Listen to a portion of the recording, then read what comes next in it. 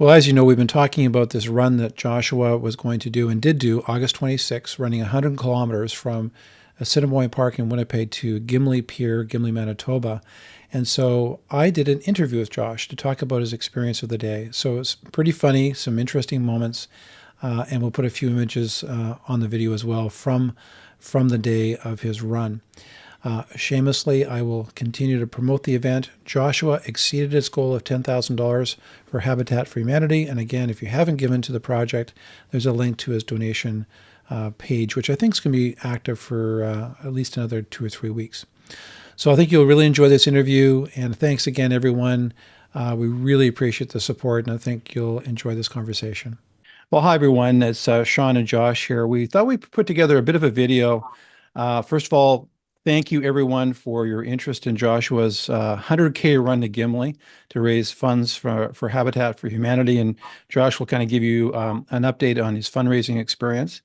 And we're just going to talk about the day. I'm going to ask Josh a few questions. He's going to share his experiences so you can kind of live vicariously through what he went through on that day. I had a front seat the whole day. I got to have the opportunity to ride my bike with Josh for a good chunk of the run, and I got to see the highs and lows of the day. So, Josh, thanks so much for taking time to do this interview. Well, I'm happy to be here. I'm excited to kind of walk through it. Yeah, so maybe we could start with just the question: what was your motivation to actually do a crazy run of 100K to Gimli from Winnipeg? Well, I think with anything super difficult, anything that kind of takes a lot of training and everything, there's many layers to motivation. There's probably 200 reasons why I wanted to do it, but some kind of big ones were I've fallen prey to many ultramarathon documentaries, and I'm inspired by people, and it makes me want to do it myself. That's kind of just a big one. I think the adventure of it is what draws you in, right? Like running 100K, Yeah. running in general is not really something I enjoy, but the adventure of it is something I really I really want. Although it wasn't very adventurous what I went through, but um, in a sense it was. What else? Yeah, it was a reason to get people to donate. So that's a big reason too. And then we can kind of get into that more because we blew past our 10,000 goal. Um, Yeah, so maybe we'll just focus in on it. So again, a yeah. big thanks to everyone that contributed. So Josh had a goal of $10,000 to raise for the event, and yeah, he's exceeded that goal, and I know that he's super appreciative of all the contributions. A lot of little contributions along the way, and every dollar counted towards his goal. So Yeah. um, Yeah, I think it's open till the end of September, but we're coming up on 11,000 now, which is pretty crazy. So the link still says we're under 10, but that it's not including like close to 1,500 and over 1,500 that hasn't hit yet. So yeah, yeah, it's pretty insane. Frankly, I might have said this last time, but I honestly when I said the 10,000 number when I was talking to Brett at Habitat, I really had no idea how I was gonna get there. Like honestly, I had no idea really how I was gonna hit 1,000. I was just gonna throw something on social media and see if some of my friends would donate, and I was like maybe they'd share. Maybe I didn't know how hard it would be. And I just got very lucky that people around me started sharing it, and that's really what made the difference was yeah, when people I knew started sharing it. So yeah, yeah. thank you. Oh, that's fantastic. Now, maybe you can share with us just kind of the lead up to the run. I kind of watched you from afar. I think the training kind of really hijacked your life a little bit for a while there, but maybe just share with everyone sort of what the journey was like to get ready for a 100K run and the event itself. Well, yeah, so um the training honestly wasn't that complicated. I did a similar thing last year. And so I knew kind of what I needed to do. I needed to break down my week into segments, and then I needed to hit a certain weekly mileage. And so as long as I was kind of hitting those two things, that was pretty good. And I was slowly building up to 100K a week in running, and I was trying to keep some lifting in with there, mix in some cycling and kind of just make it less boring. But it was pretty much I wasn't following a training plan. I knew what I needed to hit, and then I was just working up to 3 weeks. I think I hit 3 or 4 weeks before a total of 3 or 4 weeks I was hitting at 100K, and then in between there I drop it down, let my body recover, and then come back to 100K. So, like for example, some of the ways I'd hit it would I would have like Mondays would be easy 10K, Tuesdays would be like easy 10, 15K, like a shorter run on Wednesdays, usually a track session. Thursdays might take a break. Friday another easy run, and then on my weekends I do just like a big brick weekend. So I'd stack workouts. So that's kind of how you get your body used to running like really fatigued. So I do like one weekend I had 25K on Saturday and then 35K on Sunday. So that's 60K in 2 days. And so your body just gets used to like hurting and running. And yeah, training was going super, super well. I felt insanely fit. I did like 84K in a run last year, and it was brutal. And this year I was way more trained, so I thought this 100K would actually be quite easy. Um, um, but yeah, it wasn't easy. I don't know. Do we want to get into that Yeah, now or I think we should. I think I think a big part of this is I want to get some insight from. I think people will be interested in the insight of number one, the challenge that happened like just before yeah, yeah. your run, and how you were feeling about that. And then the second thing is, I would imagine, now this is just me, you tell me whether this is true or not. You set a date, you set a target, you set a fundraising goal, and you get kind of blindsided with this issue, which you'll share with. I would imagine you were feeling a lot of pressure leading up to that day, just with all those things coming together for you. So maybe first of all, share with us what happened. What were the events leading up to just a few days before the event that kind of threw a curveball at you? Yeah, well, I mean, I just got sick. So I don't know, you can probably hear it in my voice a little bit now, but leading up, so I went to Toronto a week before. I thought to visit my siblings and some friends out there. I'd do some easy runs. It was just a relaxing weekend at my girlfriend's aunt's cabin. I thought it was a perfect time to kind of just slow down my running, relax a bit. Anyways, got home, felt fine on Wednesday. Thursday morning, woke up, felt terrible. Um, I pretty much didn't run at all the week before. I was just in bed trying to sleep it off, like sauning, taking a ton of vitamins. And it just was getting worse and worse. And it was brutal because I felt like I had a fever and I had a sore throat. But I I was just taking my temperature like every hour, and it was just not, it was in the normal range, so I didn't have a fever. So I was like, maybe this is anxiety, like am I just like nervous about this? But I felt absolutely brutal, like I felt so unfit, like I didn't even think I could run 5K, like it was brutal. And I couldn't sleep. Um and and yeah, so just in the back of my mind, I'm like, okay, do I move it? Because it's one of those things where I was the only one doing it, right? So I could just like move it. But then there's so many other like people involved that I Yeah. was kind of like, I don't want to text them and be like, hey, now we're gonna change it to another weekday. So just gonna like shift your schedule so you can fit my 15-hour slot somewhere else. Mhm. Um, so that was in the back of my mind, and then it kind of I had a little bit better sleep on Saturday night. And then Sunday I was feeling okay. And then Sunday night I had the worst sleep of my life. I think probably the anxiety kind of hit a peaking point. But but my bed was soaked in sweat the whole night. So I went to bed like 8. I was gonna start at 4, and I was just shivering in like a wet bed for a couple hours. My Whoop score, I don't know if anyone knows what that is, but this bad boy right here. It gives me a recovery score, and my recovery score was 1% for that night, which if anyone has a Whoop, that's like unheard of. That's not like you could sleep like 15 minutes and get a better score than that. And so yeah, I was just literally shivering in my bed under my covers, like so the bed was soaked, like and I knew I was just looking at my watch like every 15 minutes, like no, I had to get up and run 100K. And it was just the kind of like the embarrassment of having to be like, hey, I'm moving it that kept me going.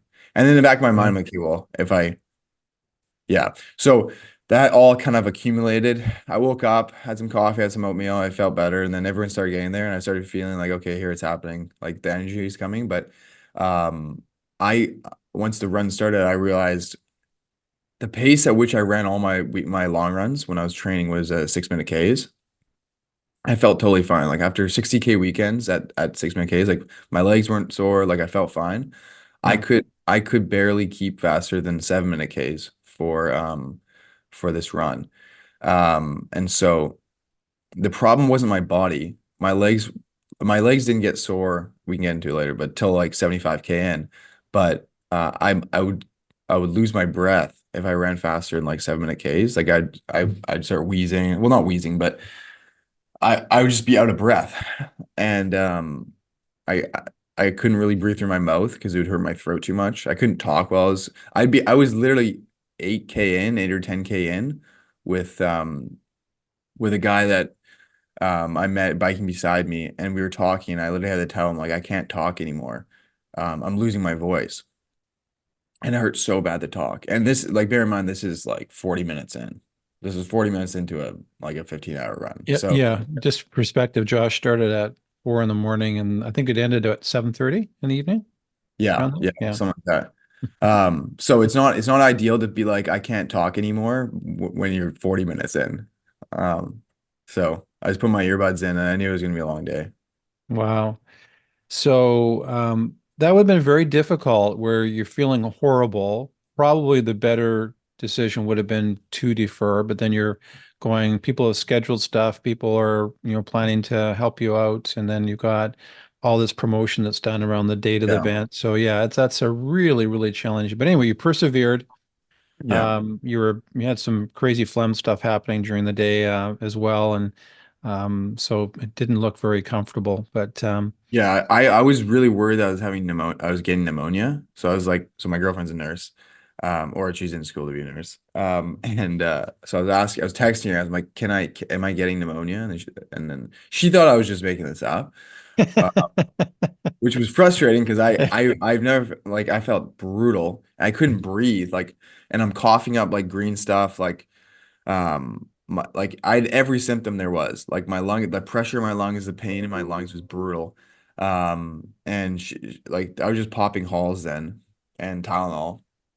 And but yeah, so eventually I was like, okay, well, even if I'm getting pneumonia, as long as there isn't like irreversible damage, I'm good. Like I can shuffle at like a 7:30 pace and then walk for a bit and then shuffle. So yeah, that was kind of my plan. But yeah, like, back to moving. It was honestly just ego. Like I just didn't want to like be like, oh, I gotta change it. I gotta change the date. I could yeah. just hear my buddies giving me a hard time about that. So Yeah, no, exactly.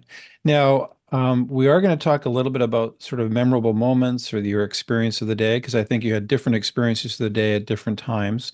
But I do want you to speak a little bit. I haven't prepped you with this question, but maybe just give us some feedback. You can't do an event like this alone. yeah. There are a lot of people kind of in the background, whether it goes from Habitat, their support, but other people, I'll let you acknowledge them and talk about your team. So maybe you can share with us other people involved in the event and how they shared in the journey and their help and support for you during the day and the lead up to the event Oh, itself. absolutely. Yeah. Okay. So um obviously first off, I think well the people who donated were a big part of this, right? So it's not really an event without that.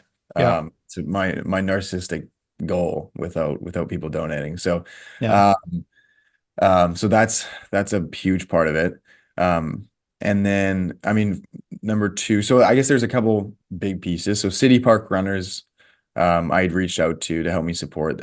Anyone who's kind of done these things, they know how pricey the like sports nutrition can get. And there's also like equipment and stuff. I had most of it, but there's some other things I needed. And so JT at City Park Runners, I reached out to him through a guy I knew named Juno,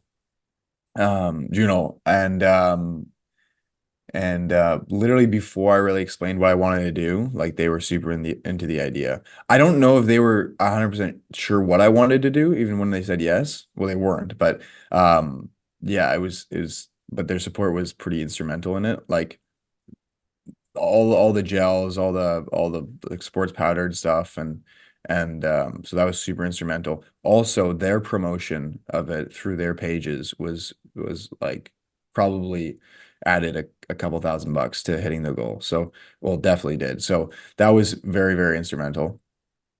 Um, well, obviously you. So I'll just when when my dad when I was bringing it up to him, I didn't really have a role for him. So I had done a similar thing last year, and the only person I really had with me was my girlfriend. So I was gonna run it pretty lean this year. And so when he was like, "Oh, how do you need help? Like, what do you need help with?" Like it wasn't. I didn't really have anything. Like I even had probably too many people in the car on my crew. Um, there's a lot of like just people sitting around, like my little brother. Uh, but uh, but for people, I guess you'll probably seen the videos and stuff. He rode his bike. What did you do? Like 60K, 60, 70K? Yeah, it's probably Um, 70K, yeah. yeah. At what were you moving at? Like 10K an hour? It's probably Uh, one of the slower bike rides I've done in my life. yeah. Some zone one training. Um, And so I was saying to him after, it's funny, like especially I really noticed in the last 20K when I was on my own and it was just like him and me. But just having him around was just kind of nice because it just gets so lonely. Really get hit with the loneliness at the end. And so that was very, very instrumental.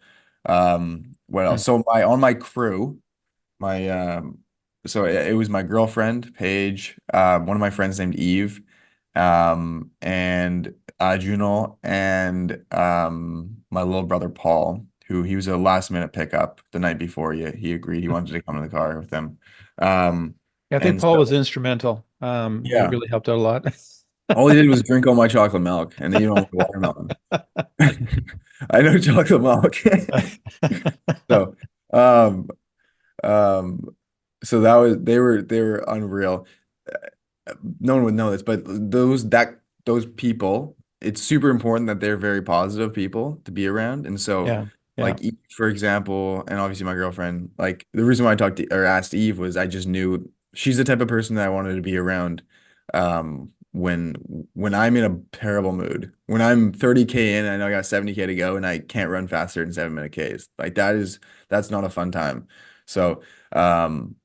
Yeah, so they were just amazing. Like I would just get to the aid station, the checkpoint, and give them my water balls, and I just sit there miserable.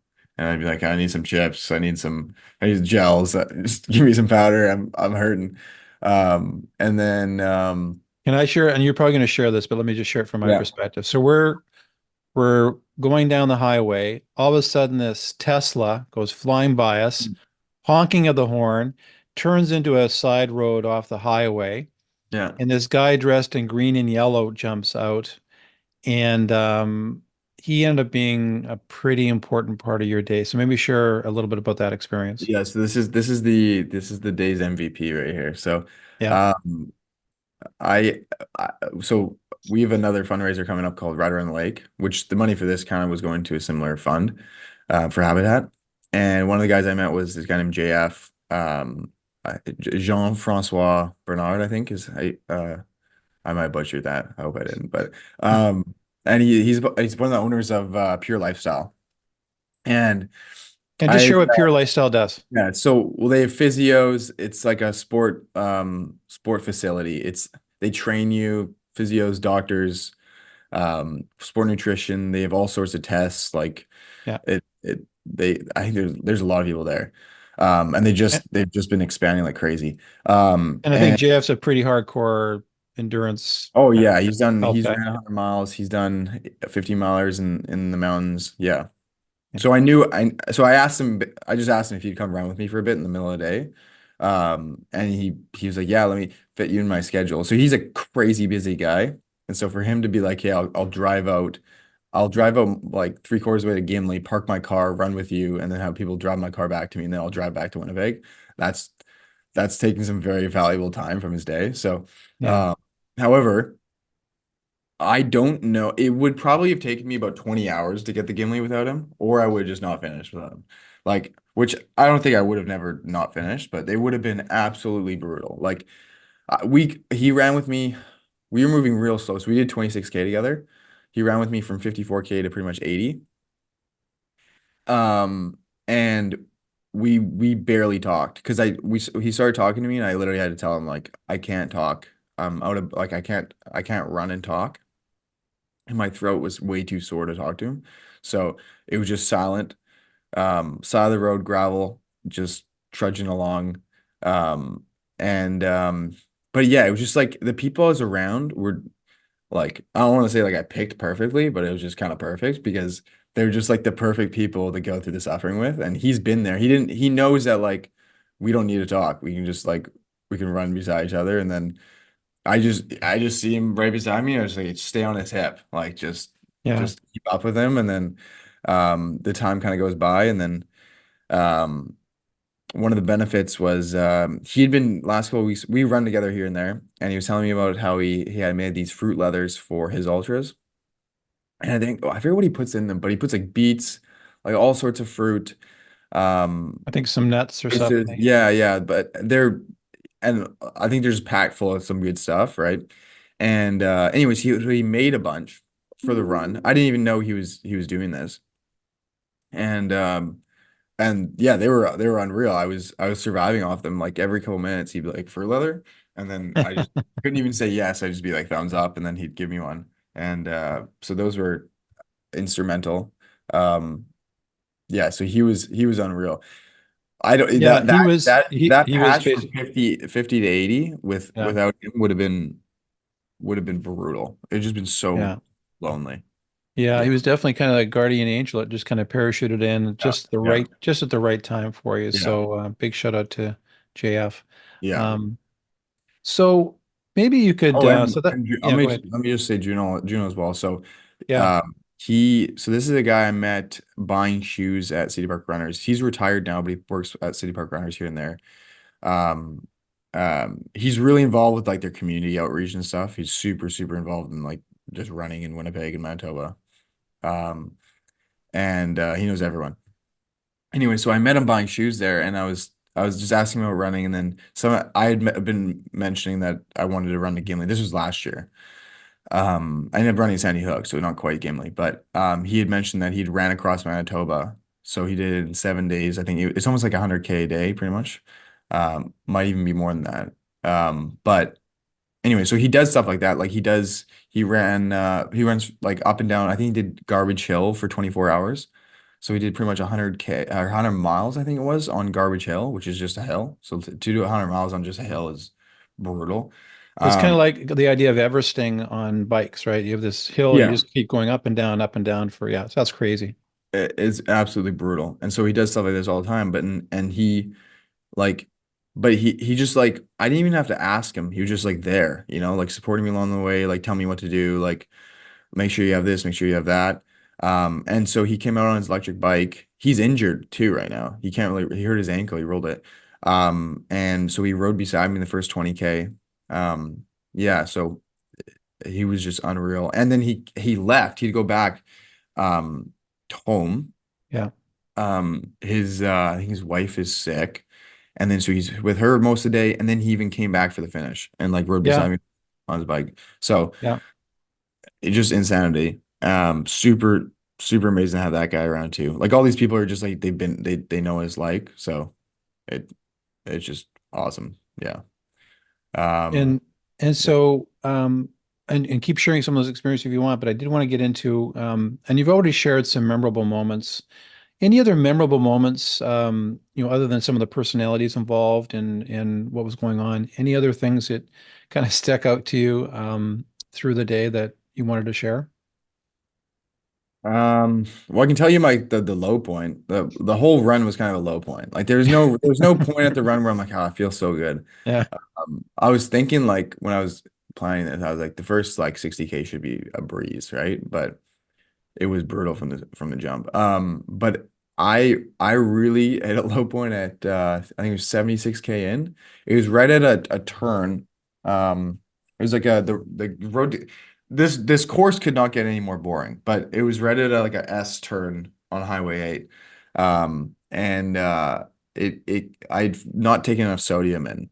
So I knew once you've done these enough, you kind of know like what's going on when things go bad, and so you can just wait it out. But yeah, I've never felt that weak in my life. So I popped 6 tabs sodium pills, um, and which is equivalent, I think it's about 1,300 milligrams of sodium. And yeah, within an hour, I was kind of back, but yeah, that was brutal. I was like kind of I felt like I was gonna pass out. Um, Super dehydrated probably as well. But it's crazy in those moments where once you've been in it a couple times, you realize like it's honestly like it doesn't matter how bad you feel. Um, like it'll get better. Like your foot can be like my toe was pretty beat up. But you just stop feeling it, right? So it's in the same sense like when you feel sick or you just have to wait. You just wait it out. Know what you need to take in, like water, food, whatever you need, right? And you just wait and it gets better. And then you'll get worse. But Yeah. yeah. Yeah, it's just there's real ebbs and flows throughout the day. Yeah. Um, so I want to ask you about something. So we were coming into Gimli and we are on the death march and you were running Oh most of yeah. the time, but walking a little bit. And you kind of confused a few people, not only the team, but also even some people in Gimli who saw you came in and were watching. Actually, some of the people at the finish line had seen you, didn't know who you were or anything, but they saw this guy running, thought it was some sort of fundraiser.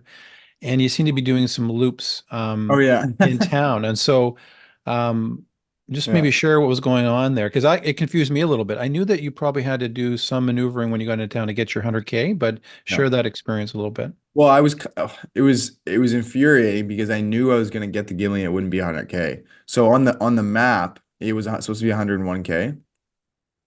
But I guess whatever things happen, you don't exactly the GPS isn't always right. So I knew it ended up was gonna be 96K. And I knew like I wasn't gonna put in all this effort and not have the 3 digits on my watch. Yeah. Uh, Also, I came to learn you guys had a cake with the 100K on it. So that would be just brutal, brutal if I had to hold a 100K cake and I didn't do 100K. So the whole time, no, I think no everyone else was posting like things on their social media like based on what the road sign said. And every time I'd see that, I just know like to add 5K to that.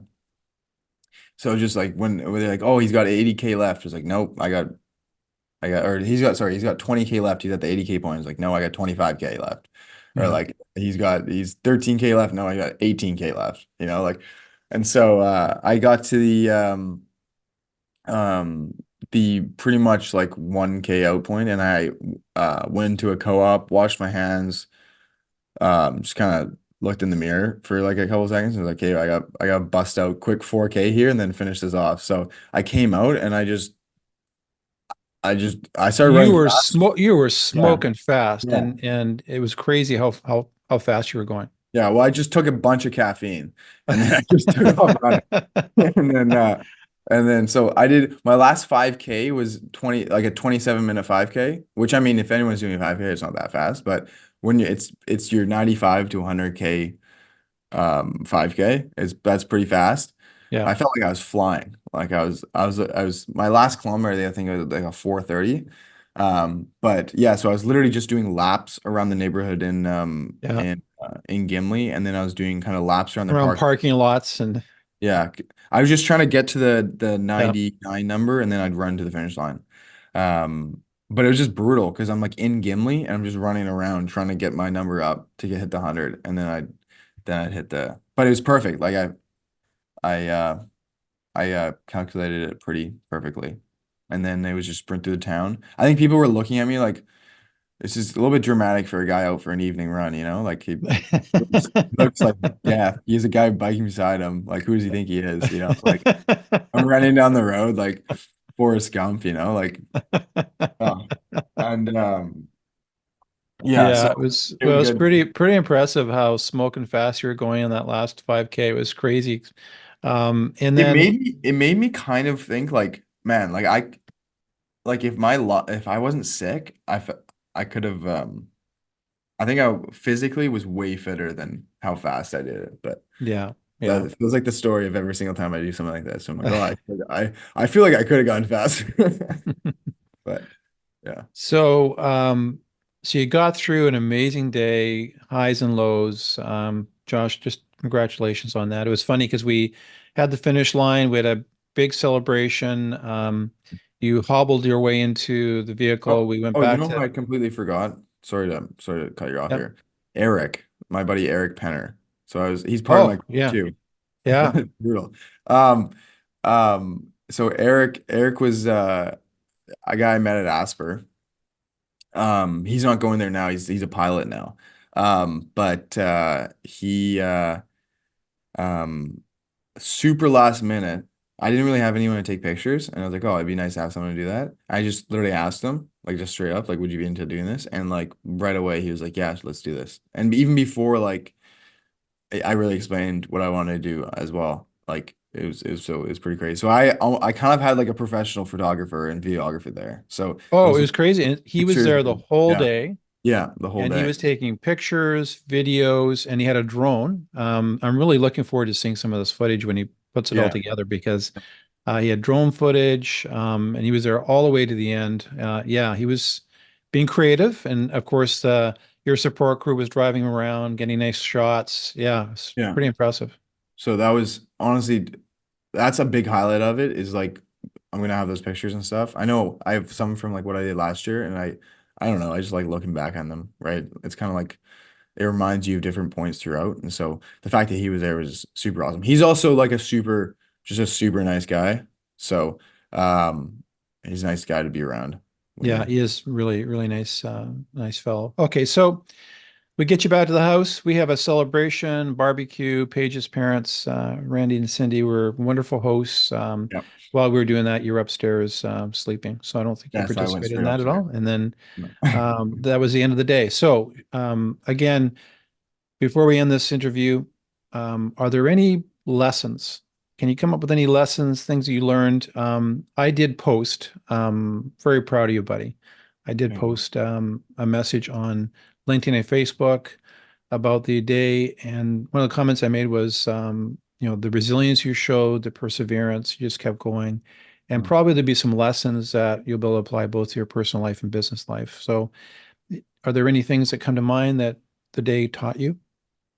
Well, yeah, there's the day taught me a lot of different things. Firstly, you don't always need to move your event when you're sick. That's a big lesson. Um, but like this kind of goes into another reason why I like these things, these type of goals is like I like the idea of being a little bit unorthodox in what I push myself to do. And I think a lot of times people will be like, why would you want to do this? Like what benefit does it have to your life?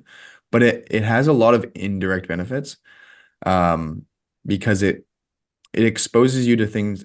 It exposes you just in general to like it just breaks you open, right? Like there's nothing more raw than what you go through. And not humiliating, but like you're just left bare to the world kind of thing in these moments to the people you're around. Yeah. Like you're just so broken. You can't hide behind anything. Um, like, I mean, I'm going to the bathroom in the woods, right? For 15 hours. Like it is brutal. No, whoever organized this didn't put any outhouses on course. Yeah. So, that I think the biggest lesson there is just that like um there's so many benefits like that you see from doing things like this that come out in other areas of your life. And you don't see them directly sometimes, but I don't know. It's hard to kind of bring up examples. They're kind of things you kind of see a little bit behind the scenes. But Yeah. um, I think one of the things that yeah, comes to mind for me, just watching from afar, is you cobble together a great support team. yeah, Your ability to, develop relationships, bring them in around you. They were a wonderful support. And as great as your day was in terms of your resilience, like you said, whether it's JF or Paige, or Eve Juno, yeah, or Juno, Eric, I one of them, mean, but yeah. Juno, I mean, there's a whole team around you helping to make sure that that gets accomplished. So I think that's obviously an important lesson. Oh yeah, like the people you meet and doing these things, like it's just amazing, right? Because the type of people you'd want to join you on stuff like this are the type of people you want to do anything hard in life, you know? So Yeah, yeah, um, yeah. yeah, Well, Josh, thanks so much for making time to have this conversation. Really, it was fun kind of watching you, from a bit of a distance going through this whole experience.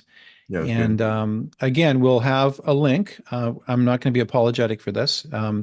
If you're watching this video and you haven't had a chance to donate to this cause that Josh is passionate about, I'm passionate about it as well. Please feel free to take advantage of that and put a few shekels or dollars towards the fundraising Mhm. campaign. Yeah, maybe we can Um, hit like 12, 13K. yeah, that'd be It's up until the amazing. end of September, so Yeah, yeah. uh So, still got time. Yeah. okay. You thanks again, Josh. You take care. Thank you. All right, see you later. Okay, bye bye.